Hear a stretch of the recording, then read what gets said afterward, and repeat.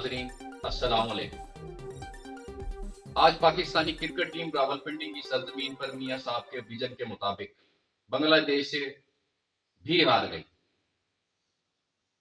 पहले भी ये अमेरिका के गली मोहल्लों के लड़कों से यानी कि ये अमेरिकन टीम से हारे हुए हैं। क्रिकेट मैच जो पाकिस्तान का हर शहरी, बुजुर्ग, बच्चे, नौजवान, चाहे लेडीज हों,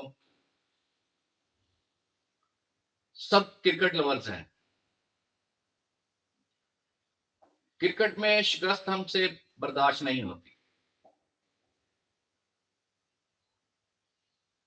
दूसरी तरफ कभी इम्कान है कि काजी फाइज ईसा को तोसी देने के लिए असेंबली में बिल नहीं लाया जाएगा, क्योंकि असेंबली में 2/3 अक्सरियत यानी कि इनसे तादाद पूरी नहीं हो रही। इम्कान इसी बात का है कि चीफ जस्टिस साहब अक्टूबर को रवाना हो जाएंगे और नए चीफ जस्टिस मंसूर अली शाह साहब बन जाएंगे। अगर काजी साहब चले जाते हैं तो हुकूमती ईमानों में तूफान आने का खदशा है। मुश्किलात आएंगी बहुत ज्यादा, क्योंकि काजी फाइज ईसा साहब बकौल पीटीआई वो हमेशा नून लीग को रेस्क्यू करते थे। रेस्क्यू वो ऐसे करते थे कि इलेक्शन से पहले इमरान खान के लिए मुश्किलात खड़ी कर दी गई। इलेक्शन शेड्यूल के बाद इलेक्शन कमीशन के कहने पर पीटीआई का निशान बल्ला छीन लिया गया, लेकिन इसके बावजूद पूरे पाकिस्तान में, पंजाब हो, सिंध हो, केपी के हो, मुख्तलिफ निशानात, लोटा, जूता हो, बैंगन हो या बोतल, पीटीआई के लोगों ने मुख्तलिफ निशानात पर लड़ते हुए नून लीग समेत सब पार्टियों को नॉकआउट कर दिया। दूसरी तरफ अडयाला जेल में वॉक करते हुए, रिलैक्स करते हुए, निहायत ही बुर्दबारी के साथ इमरान खान ने कहा कि चीफ जस्टिस काजी फाइज ईसा को तोसी देने की कोशिश की गई गैर कानूनी, गैर आईनी तरीकों से, तो मुल्क भर में वकला बरादरी के हमरा एहतजाज करेंगे।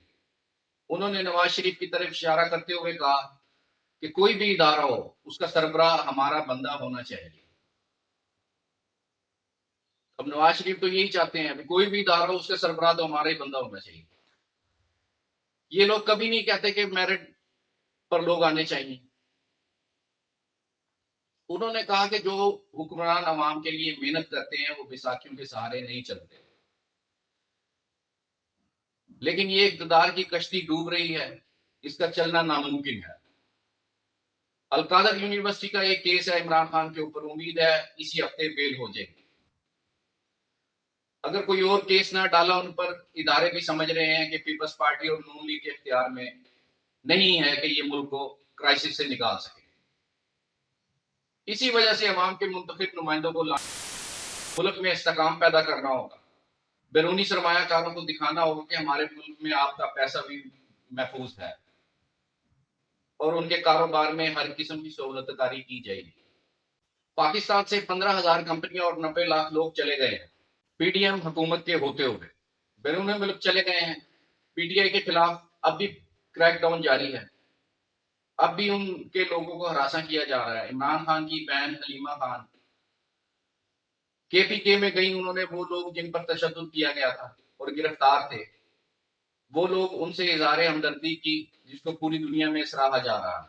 उन्होंने कहा कि मैं एक बहन हूं, इमरान खान के दौर में ना कोई ओहदा लिया था और ना आइंदा लूंगी, और अपने भाई बानी पीटीआई की आज़ादी के लिए जद्दोजहद करती रहूंगी, क्योंकि लीडर सिर्फ इमरान खान है। और 7 बजे अडयाला जेल का दरवाजा खुलने का मतलब ये बता रहा है कि पीटीआई और एस्टेब्लिशमेंट के दरमियान डायलॉग शुरू हो चुके हैं, बर्फ पिघल चुकी है। सच तो ये है कि अदलिया, फौज, सियासतदान और बिजनेसमैन एक कमरे में इकट्ठे हों और मुल्क को बुरानों से निकालें, ताकि पाकिस्तान सीधी राह पर चल सके। पाकिस्तान जिंदाबाद।